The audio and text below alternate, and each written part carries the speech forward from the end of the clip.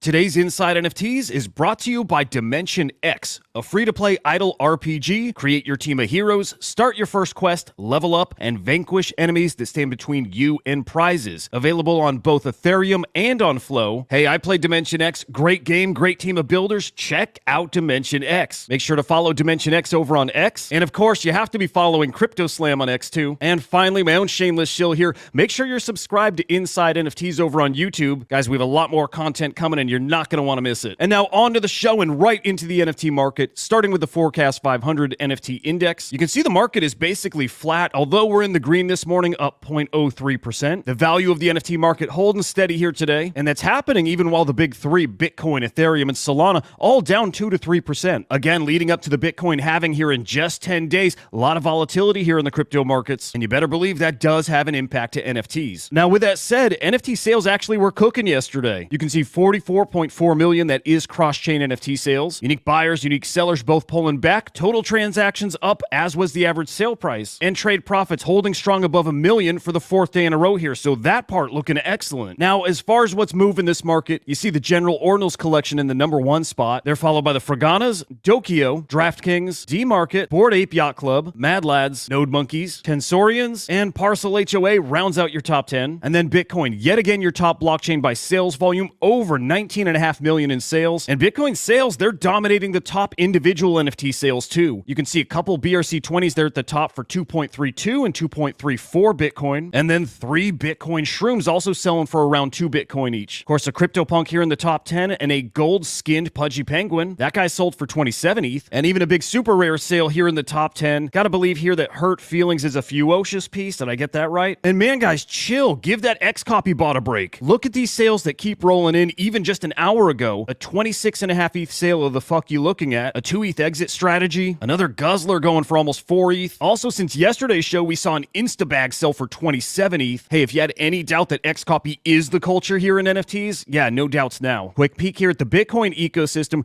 Runestone's absolutely cooking still. You can see 69 Bitcoin in sales. It's about 4.7 million. So actually, Runestone's is your top NFT collection. Again, you see that separation between Node Monkeys and Puppets. Those blobs we talked about a few days ago, all the way up to 0.047. So that collection also cooking. Guys, we have a lot more Bitcoin news to talk about here because Christies now has their first Bitcoin Ordinals auctions. Guys, remember Sotheby's got into the game here a couple months back, auctioning off that Genesis cat from OXFAR. Well, yeah, now Christies in the Bitcoin Ordinals game, and they're here with a 4-lot auction featuring artwork selected by ZK Shark. Now, the artists featured here, Tony Tafuro and Birkin Bags. Also, I think some works from Nullish. And here you see that auction right on Christies. That Tony Tafuro piece, you can see already has a bid of $110,000. This one, by the way, expected to fetch $450,000 all the way up to $650,000. So this one, guys, a big milestone for Bitcoin Ordinals. I'll be following that closely and bringing you updates here until this closes out. And hey, even more big art news coming from Bitcoin because Asprey Studios is releasing a collection of the iconic Silver Scream. So you see here, Silver Scream reimagined for the blockchain and collectible space. 444 editions in this collection. There are varying tiers of rarity and there are some physicals involved here too. So if you're into the arts, this is probably one you don't want to miss, fam. Now, I just realized same studio that brought us that Bugatti egg collection early in Bitcoin's life last year. So they've been around the block. They know what they're doing here. Hop in their Discord now because it looks like whitelists are open. And if you're going for that magnificent piece there, good luck. And wow, guys, even more news coming from Asprey Studio. From the looks of it here, I'm guessing this is a brand new 1/1 from the legend Harto. You guys know Harto from Floriforms and Golden Ratio and Sats. Hey, one of the biggest artists in the entire Bitcoin art space. And this guy making waves IRL too. Lovely piece here. And then it looks like Thank You X is returning to Bitcoin as well, dropping a new collection called Terrains 2 on April 16th. We knew it was just a matter of time till art cycled back in fashion. Looks like it's happening now, and it looks like it's happening on Bitcoin. All right, my fellow gaming nerds, we just might have a milestone moment for NFT-based games. Because, guys, this off-the-grid game coming from Gunzilla Games, well, this just might be the first PlayStation game that actually makes it to the console with NFTs. Again, guys, this is potentially a major milestone moment for NFT games because a lot of these games that have NFTs usually have a different version that would make it to console. So far, those big console guys like Sony, like Xbox, have not wanted to touch NFTs, even though we know Sony's got all these patents for NFTs. Well, this game's supposedly coming to both of those consoles, and so far, it sounds like NFTs will be intact. If so, I believe this is the first NFT-based game on PlayStation, on Xbox. So let's keep an eye on this story because this could blow the doors wide open for NFT games. Now, another big gaming announcement, the Parallel card game is launching the Parallel League. It's a global tournament series, and man, they are offering up a giant prize prize pool $500,000. Tell you what, guys, that parallel game is winning over gamers and influencers fast. Hearthstone has some serious competition. Look out here. Now, some massive news coming out of the Bored Ape Yacht Club yesterday, because, guys, they've just announced ApeFest 2024, and that's going to be in Lisbon. You guys know ApeFest is the biggest NFT party of the year, especially if you're a Bored Ape holder. You know it's a can't-miss event. So you got a few months to prep here for ApeFest 2024. Should be another killer festival. Let's see what they got cooking for us. Home stretch here, guys. A couple more great stories for you. You know, I've been talking a lot about ERC 404s. I really like that Pandora team. But, guys, we can't forget about the DN 404 that was created by OXQuit, Cygar, Optimizer, and the whole rest of that game. Tell you what, I didn't realize that Red Bull Racing is using the DN 404, but they sure as heck are in their Velocity Series 2 coming up here in just a couple days. I always said the magic of the 404 token standard, well, it's going to get unlocked when generative artists get their hand on that. Imagine what Jack Butcher or Snowfro would do with a tech like this. And then remember that both of those artists were part of the Velocity Series 1. So we've heard that the ERC 404s and DN 404s are going to allow for some really cool shit. Well, hey, we finally get to see it. I want in on this. And we're ending here on something massive coming from NBA Top Shot, because right now they're auctioning off the Ultimate Rookie Pack. Now, the pinnacle of that pack is the Victor Wembanyama Ultimate 1-1. And so that pack has a starting bid of $75,000. Well, for the 1-1 rookie of Victor Wembanyama, do you think it's going to hit that? Well, I got news for you guys. It actually did. And there you see it coming right from NBA Top Shot. They got their first bid above $75,000. So this pack gonna sell. It's just a matter of how high is it gonna go. Guys, we got some great Slam Vision shows coming up for you today. NFT Live will be live at 1 p.m. Eastern Time. And yes, that is me wearing a woman's jean jacket, whatever. And then, of course, Inside NFTs Live will be live at 4:30 p.m. Eastern Time. Guys, you missed yesterday Professor Joe breaking down the Bitcoin halving. What is the halving? What does it do to prices? A lot of great info there. So if you're curious what the halving is, well, check out yesterday's live show. Now, today I'm going to end on something very different, but I think it's very cool. Senator Cynthia Loomis here talking about how high-ranking government officials are threatened by Bitcoin. It's a must listen, so we'll listen to it here. But of course, guys, I'll be back tomorrow with your NFT market update. We'll get into all the latest happenings. Remember, if it's happening in NFTs, I'm bringing you inside. Until the next time, I'll see you. So the state of play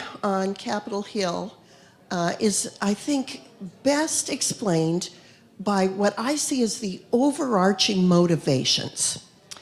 And in this administration, there are a number of high-ranking policy positions that are held by people who are threatened by Bitcoin because they know they can't control it. They know it's decentralized. They know its potential. And these are people that are so wedded to the government being in control of the money, how it's spent, how it's used, that they find it threatening that something exists that they can't control.